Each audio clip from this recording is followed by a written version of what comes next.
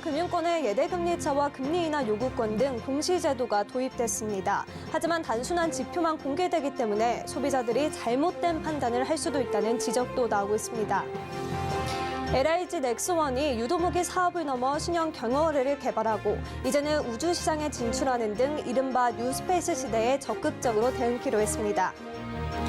월드 스마트시티 엑스포가 오늘 개막했습니다. 스마트 모빌리티와 자율주행 차량 등 국내에 도입된 스마트 기술들이 한자리에 모였다고 합니다. 원전과 항공기 부품 사업을 영위하는 오르비텍이 윤석열 정부의 정책 기조 변화에 힘입어 글로벌 시장으로 도약한다는 포부를 밝혔습니다. 센 경제 라이브 출발합니다.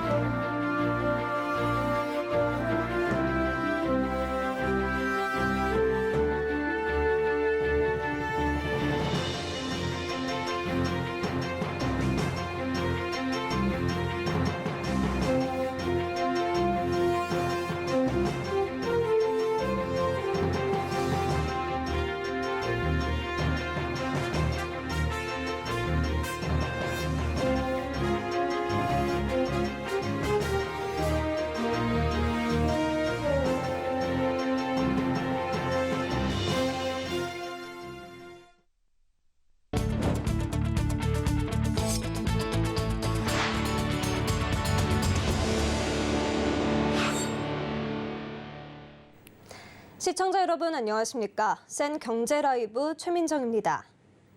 은행 예금금리와 대출금리의 차이, 예대금리 차에 이어 금리 인하 요구권까지 공시제도가 잇따라 도입됐는데요. 정보를 투명하게 공개하기 위함이지만 단편적인 지표 공시로 부작용을 우려하는 목소리도 커지고 있습니다. 보도에 윤다혜 기자입니다. 최근 금융권 예대금리 차와 금리 인하 요구권이 잇따라 공시됐습니다. 전날 전국은행 연합회에 공시된 상반기 금융사별 금리 인하 요구권 실적은 수용률로 비교해놨습니다. 금리 인하 요구권 활성화 방안의 후속 조치로 시행됐지만 수용률에 맹점이 있다는 지적이 나오고 있습니다. 5대 은행 중 수용률이 가장 낮게 나타난 곳은 신한은행이지만 수용 건수와 이자 감면액을 보면 가장 높습니다. 수용률은 분자인 수용 건수보다 분모인 신청 건수가 많을수록 떨어지는 구조이기 때문에 신청 건수가 많으면 불리합니다. 이 같은 단순 비교에 소비자들한테 금리 인하 요구 수용률이 높을수록 좋은 금융사라는 왜곡된 인식을 심어줄 수 있습니다. 은행들의 이자 장사 수익률 지표로 여겨지는 예대금리차 공시도 벌써 시끄럽습니다. 은행 측은 금융상품 포트폴리오가 제각각인데 단순 비교는 곤란하다는 반응입니다. 특히 인터넷 전문 은행의 경우 중저신용자 대출 비중이 높아 금리가 높을 수밖에 없습니다. 예대금리 차를 줄이는 게 목표가 되면 자칫 고신용자 위주로 대출이 이뤄져 서민 대출이 상대적으로 위축될 가능성도 있습니다. 예대금리 차를 줄여라 이렇게 하면은 은행들 입장에서는 저신용자보다는 이제 고신용자 쪽으로 대출을 많이 해주게 되고 그렇게 되면은 또 저신용자들의 금융 접근성이 떨어질 수도 있잖아요. 전문가들은 공시의 순기능을 살리려면 앞으로 제도적 보완이 필요하다고 조언합니다. 부작용이 생기지 않도록 정보 공개의 목적에 충실을 해야 되는 거고요. 소비자들 입장에서는 예대금리차와 함께 이런 은행들의 대출 전략이라든지 이런 걸 좀 종합적으로 판단할 수 있게 이렇게 해주는 게 아무래도 바람직하겠죠. 갓 도입된 공시제도, 업계와 금융 소비자들의 목소리에 귀를 기울여야 할 때입니다. 서울경제TV 윤다희입니다. LIG 넥스원이 유도무기 사업의 호황으로 최근 깜짝 실적을 기록했죠. 여기에 신형 경어뢰 개발과 우주시장까지 공략하며 새 사업에도 적극적으로 나서는 모습입니다. 서지은 기자입니다. LIG 넥스원이 지난 16일 방위사업청과 1,549억 원 규모의 경어뢰2 체계 개발 사업 계약을 체결했습니다. 경어뢰2 체계 개발은 군함에 탑재돼 적 잠수함을 공격하는 경어뢰의 탐지 공격 능력을 향상시키는 사업입니다. 이번 계약으로 LIG 넥스원은 경어뢰2 개발에 적극적으로 뛰어들 예정입니다. 앞서 LIG 넥스원은 지난 1월 중동 아랍에미리트와 약 2.6조 원 규모의 중거리 지대 공유도 무기인 청궁2의 수출 계약을 체결한 바 있습니다. 청궁2를 기반으로 한 대공 방어 시스템을 공급하는 계약으로 단일 유도무기 수출로는 최대 규모입니다. LIG-넥스원이 무기 수출 계약에 이어 개발까지 뛰어들면서 관련 산업 강화 기대감이 커지는 상황입니다. LIG-넥스원은 무기 사업뿐 아니라 우주 산업까지 영향력을 넓히고 있습니다. 위성에 탑재되는 초정밀 영상 레이더를 비롯해 군위성 통신 단말, 전자광학, 적외선 센서 등을 개발하며 위성 항법 시스템 관련 연구에도 꾸준히 나서고 있습니다. LIG-넥스원이 KPS 개발에 성공할 경우 한국은 미국과 러시아, 유럽연합, 중국, 인도, 일본에 이어 자체 위성 항법 시스템을 보유한 7번째 국가가 됩니다. 그동안 감시정찰, 유도무기, 지통제 통신 분야에서 업력을 쌓아온 종합방산기업으로서 한국형 위성항법 시스템인 KPS, 초소형 감시정찰 위성체계 등 다양한 분야의 위성 시스템 및 관련 핵심 구성품 개발은 물론이고 위성정보 데이터 서비스 시장 진입 등 위성사업 참여를 확대하고 있습니다. LIG-넥스원은 기술 혁신을 통해 다가오는 뉴스페이스 시대에 대응한다는 방침입니다. 서울경제TV 서지은입니다. 기아가 오늘 서울시 강남구 기아 360에서 더뉴레이의 상품성 개선 모델인 더뉴 기아 레이를 공개했습니다. 출시는 내달 1일입니다. 레이는 차로 유지 보조, 운전석 통풍 시트 등 고객 선호도가 높은 첨단 운전자 보조 시스템 및 편의 사양을 대거 탑재했고 운전석을 포함한 전 좌석 풀 폴딩 기능이 가능해 공간 활용을 높였습니다. 여기에 스마트폰 어플리케이션을 통해 시동 및 공조 장치 등 차량을 원격 제어할 수 있는 기아 커넥트, 차량 내 간편 결제 시스템인 기아페이, 홈 사물 인터넷 등 첨단 커넥티비티 사양도 갖췄습니다. 4차 산업시대에 맞춰 미래형 스마트시티에 대한 국제적인 관심이 높아지고 있습니다. 인공지능과 자율주행 등은 이미 쉽게 찾아볼 수 있는 기술들로 자리 잡고 있는데요. 한국형 미래도시와 기술력을 세계에 알리는 월드 스마트시티 엑스포가 오늘 개막했습니다. 설석영 기자가 현장에 다녀왔습니다. 스마트 모빌리티와 자율주행 차량 등 국내에 도입된 스마트 기술들이 한자리에 모였습니다. 부산과 대전, 대구 등 지방광역시를 비롯해 제주도 등 지자체가 직접 참여해 실제 도시에 접목된 스마트 기술을 소개합니다. 특히 4차 산업시대를 이끌어갈 탄소 중립과 친환경 기술을 중심으로 만들어진 국내 스마트 시티 모델을 선보입니다. 빅데이터와 인공지능은 물론 로봇 기술까지 국내 스마트 기술력을 세계에 알리는 2022 월드 스마트 시티 엑스포가 오늘 고양 킨텍스에서 개최됐습니다. 빅데이터, 인공지능, 로봇 기술 등 디지털 기술로 도시의 모든 기능을 연결하면 안전, 교통, 돌봄, 의료의 질이 크게 향상될 것입니다. 국토부가 주최하고 LH가 주관하는 이번 엑스포는 초연결로 만나는 디지털 지구라는 구호를 걸고 20개 국가에서 300여 개 기업이 참여한 역대 최대 규모로 진행됩니다. 탄소 중립과 친환경 이동, 도시 회복력 등을 주제로 다양한 세미나가 열려 전 세계 시장을 대상으로 하는 토론회 장도 마련됩니다. 행사장에는 미래 도시관, 스마트 모빌리티관 등 6개의 주제별 전시관이 마련돼 우수한 우리 기술과 도시 서비스 시스템에 대한 세계의 관심이 집중되고 있습니다. LH는 세종 국가시범도시와 3기 신도시 등 LH의 첨단 기술과 노하우를 집중 투입해 보다 편리하고 안전하며 쾌적한 스마트 시티로 만들어 나갈 것입니다. 다음 달 2일까지 진행되는 이번 행사는 국내 기술 설명회와 수출 설명회 등 다채로운 비즈니스의 장으로 확대돼 국내 스마트 기술력의 세계 시장 진출에 대한 기대감을 높이고 있습니다. 서울경제TV 설소경입니다. 문재인 정부에서 야심차게 추진했던 도심 공공주택 복합 사업이 표류하고 있습니다. 관련 ARS 회선은 현재 사용하지 않는 번호인 것으로 확인됐는데요.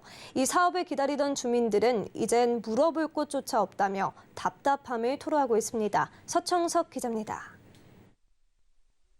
문재인 정부가 서울, 수도권 등 주택 공급을 확대하기 위해 공공주도로 추진한 이른바 3080 재개발.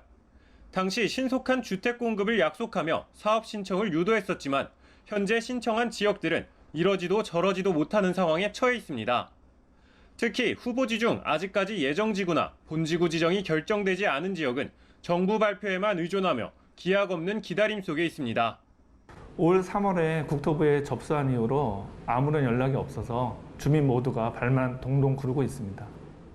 지난해 이사 공급 대책의 대표 사업으로 꼽히는 도심 복합 사업은 현재 후보지 76곳 중 연신내, 증산 4구역, 신길 1구역 등 8곳만 본지구 지정을 한 상태입니다. 본지구 전 단계인 예정지구까지 간 곳도 지난 1월 이후 더 이상 나오지 않고 멈춰 있는 상태입니다. 사업 추진에 대해 알아보기 위해 서울경제TV가 취재를 시도해봤지만 국토교통부 담당 부서나 직원과는 전화 연결조차 되지 않았고 3080 플러스 ARS 회선은 현재 사용하지 않는 것으로 나타났습니다. 안녕하세요. 3080 플러스 통합지원센터입니다. 사용하지 않는 번호입니다. 다른 번호를 누르시거나 잠시 후 다시 걸어주십시오. 사업 진행은 지지부진한데 물어볼 곳조차 찾기 어려워 주민들은 이러다 사업이 끝나는 거 아니냐는 우려의 시선을 보내고 있습니다. 특히 윤석열 정부 출범 이후 도심 개발의 무게중심이 공공에서 민간으로 전환됨에 따라 공공재개발에 반대하는 주민들은 그 규모를 키우는 반면 찬성하는 주민들은 목소리 내기를 주저하는 분위기입니다. 전국 28개 구역이 뭉친 공공재개발 반대 비상대책위원회는 어제 서울시청 정문 앞에서 대규모 집회를 열고 반대 시위를 벌였습니다. 사업이 자초할 위기에 몰리자 기존 추진위들도 사업을 촉구하기 위한 행진이나 시위 등을 계획하고 있습니다. 정부가 도심복합개발 사업을 사실상 방관하면서 지역 주민들의 갈등만 키우고 있습니다. 서울경제TV 서청석입니다. 우리 기업들이 세계 무대에서 기술 경쟁 우위를 차지하기 위해 과감한 투자에 나서고 있습니다. 다만 글로벌 패권 경쟁 속에 기업 활동을 가로막는 규제가 여전하다는 지적이 나오는데요. 오늘 열린 센 라이브 포럼에선 전문가들이 모여 해법을 찾기 위한 다양한 제언을 쏟아냈습니다. 보도에 김수빈 기자입니다. 글로벌 통상 환경의 급변 속에 우리 기업들도 다양한 혁신 활동을 이어가고 있습니다. 오늘 열린 센 라이브 포럼에서는 우리 산업의 현 상황을 진단하고 발전 방안을 모색하는 시간을 가졌습니다. 특히 우리 반도체 산업은 미래 국가 경쟁력과 동시에 안보 가치가 있는 핵심 산업으로 꼽히고 있습니다. 한국 메모리 산업은 세계 1위로 62% 이상의 점유율을 차지하고 있습니다. 반도체 파운드리의 경우 1위인 TSMC 다음으로 삼성 파운드리가 점유율 2위를 차지하고 있습니다. 반도체 패권 경쟁이 치열한 상황이지만 산업 육성 분위기는 다른 나라에 비해 뒤처진 모습입니다. 미국은 반도체 산업 육성법을 통과시켰고 유럽도 곧 통과할 예정입니다. 우리도 반도체 패권 경쟁에 유연하게 대처하기 위해 조속한 법 제정이 필요하다는 조언이 나옵니다. 반도체 육성법인 K-칩스법이 조속히 통과돼서 미국의 법과 다른 나라의 법과 대등한 조건이 되면 우리가 패권 전쟁에서 유연하게 대처할 수 있습니다. 질적 양성을 위해서 정책을 세우고 컨트롤 타워를 만들어서 종합적이고 포괄적으로 진행해 줬으면 좋겠습니다. 자동차 산업에서도 정부의 다양한 대책이 요구되고 있습니다. 현대자동차그룹은 중국을 제외한 세계 전기차 시장에서 14% 점유율로 테슬라에 이어 2위를 기록하는 등 선전하고 있습니다. 하지만 미국이 인플레이션 완화법을 들고 나오면서 상황은 급변하고 있습니다. 당장 올해부터 한국과 일본, 유럽연합이 미국으로 수출하는 전기차들이 보조금 지원 대상에서 제외될 예정입니다. 이호근 대덕대 미래자동차학과 교수는 IRA 시행에 앞서 우리에게 유리한 조항이 최대한 반영되도록 외교적 노력이 필요하다고 강조하면서 전기차 보급 확대를 위해선 기업의 인센티브를 확대하고 공공 중심의 충전 인프라를 지속적으로 늘려가야 한다고 조언했습니다. 서울경제TV 김수빈입니다. 금융과 비금융의 경계가 흐려진 빅블러 금융시대가 시작됐습니다. 다만 빅테크 기업들이 본격적으로 금융권에 진출한 데 비해 금융권은 여전히 각종 규제에 묶여있다는 지적이 나오는데요. 센 라이브 포럼에선 전문가들이 모여 금융 경쟁력을 높이기 위한 여러 의견을 제시했습니다. 김미영 기자입니다. 오늘 열린 센 라이브 포럼은 금융권의 현실을 진단하고 발전 방안을 모색하기 위해 마련됐습니다. 대한민국의 금융권은 현재 세계 30위권 수준입니다. 제조업이 세계 5위, GDP가 세계 9위인 것에 비해 매우 낮습니다. 이렇게 우리 금융권이 국제 경쟁력에서 뒤처진 이유는 집중력이 약화됐기 때문이란 분석입니다. 미국과 달리 우리나라의 주요 금융기관들은 국가 균형 발전 등의 이유로 현재 전국 뿔뿔이 흩어져 경쟁력을 잃었다는 평가가 나옵니다. 또 증권 거래세 등 금융에 매겨진 각종 세금도 경쟁력을 낮추는 요인으로 꼽힙니다. 하지만 우리나라는 스마트폰 보급률과 통신 인프라가 모두 세계 1위 수준으로 4차 산업혁명의 최고 선두국가입니다. 따라서 전문가들은 빅테크와 금융을 융복합해 경쟁력을 키운다면 우리 금융도 글로벌 10위권에 진입할 수 있다고 조언합니다. 우리나라는 은행, 정권, 보험 전부 다 장벽이 다 있습니다. 그래서 서로의 영역을 침범할 수 없게 만들어놨는데 은행에 대해서도 이런 규제와 장벽을 없애서 융복합을 하는 것이 가장 좋은 대안이다. 또 현재 금융의 디지털화가 가파르게 진행되고 있고 플랫폼 중심으로 금융 생태계가 재편되는 점도 고려해야 합니다. 빠른 환경 때문에 앞으로는 일상생활과 연계된 비금융 서비스까지 제공하는 종합금융 플랫폼의 형태로 금융 형태가 바뀔 수 있다는 전망도 나옵니다. 종합금융 서비스와 비금융 서비스를 연계하여 여러 사업들을 좀 적극적으로 할 필요가 있고요. 특히 디지털 금융 플랫폼이라든지 가상자산에서의 역할 등도 확대하는 등 좀 더 적극적인 신사업에 투자 또는 역할을 해야 될 것으로 보고 있습니다. 규제 완화와 여러 지원으로 우리 금융권에서도 글로벌 금융 산업을 선도할 수 있는 플레이어가 나올 수 있을지 주목됩니다. 서울경제TV 김미연입니다.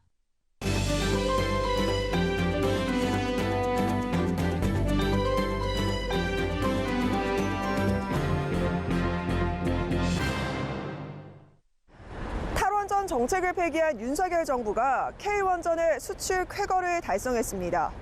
원전 산업은 진입 장벽이 높아 관련 기업의 수혜가 더욱 기대되는데요. 오늘은 원전과 항공기 정밀 부품 사업을 영위하며 글로벌 기업으로 도약하고 있는 오르비텍을 만나봅니다. 네, 오르비텍 대표님과 자세한 이야기 나눠보겠습니다. 안녕하십니까? 네, 안녕하십니까. 네, 일단 어떤 사업 영위하고 계시는지 회사 소개부터 들어보도록 할게요. 네, 저희 오르비텍은 크게 원자력 사업과 항공기 정밀 부품 사업을 양대 축으로 하고 있습니다. 원자력 사업의 경우 원자력 발전소의 방사선 관리, 가동 전, 가동 중 기기 구조물을 검사하는 용역을 수행합니다. 항공기 정밀 부품 사업은 완제기 업체들의 1차 및 2차 벤더로 등록돼 다양한 항공 부품을 제조하고 있습니다. 지난 2017년 신기사인 오비트 파트너스를 설립해 투자업도 영위하고 있습니다. 네, 탈원전에 관한 기조가 굉장히 달라진 모습입니다. 이회에서는 그린 텍소노미에 원전 포함시키기도 했고요. 또한 윤석열 현 정부에서도 핵심 산업 육성으로 정책을 좀 하겠다라는 이야기들 나오고 있는데요. 실질적인 정책적 수혜가 기대되는 부분들도 있으시죠? 네, 원전 산업은 시각의 변화가 핵심입니다. 그동안 원전이 위험하고 부대 비용이 크다고 홍보되어 왔지만 이번 정부에서는 원전을 그린 텍소노미에 포함시켰습니다. 현 정부가 원전 수출에 총력을 기울이고 있는 가운데 저희 오르비텍은 해외 바라카 원전에 참여한 경험이 있습니다. 또한 원전 가동 연수가 늘어나고 신규 원전 건설이 진행되고 있어 수행할 수 있는 원전 대수가 증가하게 될 것으로 기대하고 있습니다. 네, 원전 해체 시장이 개화기를 맞았습니다. 노후화된 원자력 발전소가 좀 늘어나면서 이 시장 역시나 성장하지 않겠냐 이런 기대들이 나오고 있는데요. 시장 선점을 위해서 지금 준비하고 계신 부분들 어떤 것들이 있을까요? 네, 시장 조사기관에 따르면 글로벌 원전 해체 시장은 2030년까지 123조에 이를 것으로 전망되고 있습니다. 시장 선점을 위해서는 기술 확보가 가장 중요합니다. 방사능 분석센터를 통해 다양한 해체 기술을 확보할 계획입니다. 해체 준비 과정에서 필요한 평가 기술, 폐기물 처리에 필요한 감용, 금속 용융 기술 등을 확보한 상황입니다. 방사능 분석센터는 올 11월 준공 예정입니다. 국내 첫 해체 대상 원전인 고리 1호기 인근에 위치해 있으며 해체 관련 정부기관들과 근접해 있습니다. 향후 해체 산업을 선도해 나갈 거점이 될 것으로 기대하고 있습니다. 항공기 정밀 부품 사업 관련된 이야기 나눠보겠습니다. 지금 주력으로 하고 계신 제품 어떤 것들 있나요? 네, 이곳 함항 공장에서는 약 1000개의 다양한 항공 부품을 제조하고 있습니다. 보잉의 주력 모델인 737, 787 기종의 주요 구조물을 공급하고 있습니다. 동체 강성 유지를 위한 격벽, 꼬리 날개 지지 조립체인 리어스파, 잭스크류 등이 있습니다. 네, 작년에는 코로나19 여파에 항공산업 부진이 뼈아팠습니다. 다행히 최근에는 어느 정도 정상 궤도에 올라오고 있다 이런 이야기들 나오는데요. 현재 시장 상황 그리고 향후 전망 어떻게 보십니까? 항공기 제조는 시간이 오래 걸리기 때문에 선주문이 좀 필요합니다. 리오프닝에 따른 운항 증가 추세가 뚜렷하기 때문에 전 세계 항공사들의 신규 항공기 주문이 늘어나고 있습니다. 이러한 영향으로 우리가 부품 공급하는 보잉의 경우도 민항기 부분에서 회복세가 빠르게 진행되고 있습니다. 보잉의 경우 2분기 민항기 인도 대수는 전년 동기 대비 53% 증가했습니다. 또한 지난해 6월 중단됐던 787 드림라이너의 고객 인도도 최근 재개됐기 때문에 향후 신규 항공기 및 항공 부품 수요로 이어질 것으로 보입니다. 2분기 실적이 조금 부진한 모습이었어요. 시장 투자자들의 우려가 조금 있는데 하반기에는 개선이 좀 될 수 있을까요? 네, 올해 상반기 원자력 사업 부분 IS 용역이 좀 부진했습니다. 그 종속 회사인 오비트 파트너스도 성과가 저조한 부분이 좀 있었고요. 하반기 원자력 사업 부분 다수 입찰이 좀 예정돼 있고 최근 7월에 240억 정도 방사선 관리 용역 계약이 됐습니다. 성공했습니다. 그리고 오비트 파트너스의 경우 투자한 기업이 연내 상장을 준비하고 있습니다. 하반기에는 실적 개선이 상당히 예상되고 있습니다. 네, 끝으로 어떤 기업으로 발돋움하고 싶으신지 포부 들어보겠습니다. 네, 저희 오리비텍은 꾸준한 사업 영역 확장과 다각화를 추진하며 기업 가치 제고에 힘써 왔습니다. 이와 같은 노력을 통해 코로나19로 인한 경제 위기 속에서도 지난해 사상 최대 실적을 거두는 데 성공하였습니다. 저를 비롯한 오리비텍 임직원 모두는 최고의 기술력과 경험을 바탕으로 최상의 서비스를 제공하며 국가 경제 발전에 기여하고 노사가 합심하여 더욱더 발전하는 기업으로 나아갈 것입니다. 항공기 정밀 부품 사업이 정상 궤도에 오르며 하반기 실적 턴어라운드가 기대되는 오르비텍. K원전의 위상을 높이기 위해 오늘도 바쁜 걸음을 재촉하고 있습니다.